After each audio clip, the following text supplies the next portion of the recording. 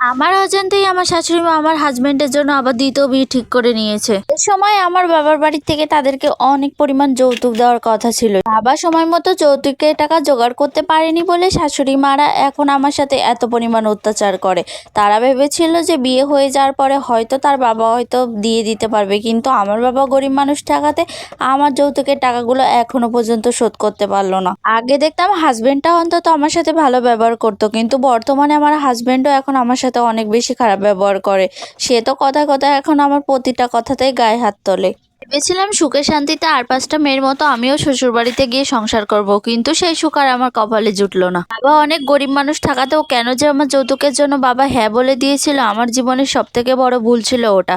বাবা যদি তখন আমার বিয়েটাই না দিত তাহলে আজকে আমি এত যন্ত্রণার শিকারও হতে পারতাম না। মাঝে মাঝে তো মনে হয় নিজে থেকেই নিজেকে আত্মহত্যা করে দেব, কিন্তু মা বাবা যেহেতু গরিব মানুষ, অনেক কষ্ট করে মানুষ করেছে, তাই তাদের মুখের দিকে তাকিয়ে আর এইগুলো করতে পারি না।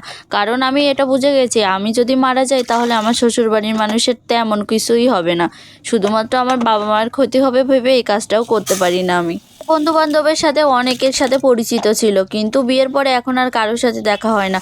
তারপরেও যদি বাবার বাড়িতে গেলে কখনো কারোর সাথে দেখা হয়, কেউ যদি বলে শ্বশুরবাড়ির লোকগুলো কেমন, মুখ ফুটে কখনো বলতে পারি না, কারণ তারা আমার নিজের ফেস দেখেই বুঝতে পারে যে আমি কতটা সুখে আছি। সত্যি কথা বলতে এই জিনিসটা আমার কাছে অনেকটা বেশি কষ্ট দেয় যে আমি আমার নিজের শ্বশুরবাড়ির গল্পগুলো কাউকেই বলতে পারি না। কারণ আমার শ্বশুর শাশুড়ি আমার ওপরে এত অত্যাচার করে, পরিবারের প্রত্যেকটা মানুষ আমাকে একদম চাকরানির মতো খাটিয়ে রাখে এই সংসারে। সকালে ঘুম থেকে উঠে সব কিছু আমি করি। আমি আসার আগে আমাদের বাড়িতে একটা কাজের লোক ছিল, কিন্তু আমি আসার পরে সেই কাজের লোকটাও চলে গেছে। অভাবের সংসারে মানুষ হয়েছি, তাই অভাব কি জিনিস সেটা আমি ভালোভাবেই বুঝি। তাই শ্বশুরবাড়িতে কখনো ক্ষয়ক্ষতি হবে এমন কোনো কাজ আমি করি না। সবসময় নিজের থেকে সাশ্রয় বোধ করেই রান্নাবান্না সবার জন্য করি। তারপরেও শাশুড়ি মা সবসময় কথায় কথায় খোঁটা দেয় আমি নাকি সংসারে কোনো ধ্যানই রাখি না, সংসারের কোনো কাজই নাকি আমাকে দিয়ে হয় না। অথচ বাড়ির এমন কোনো মানুষ নেই যে সংসারে সারাদিনে একটা কাজও করে। দেখতে দেখতে 2 বছর পার করে দিলাম এদের অত্যাচার সহ্য করতে করতে। আগের দিন সবাই মিলে যখন খেয়ে দিয়ে উঠে গেল, তখন আবার আমার শাশুড়িমার নতুন একটা বিয়ের কথা বলছিল।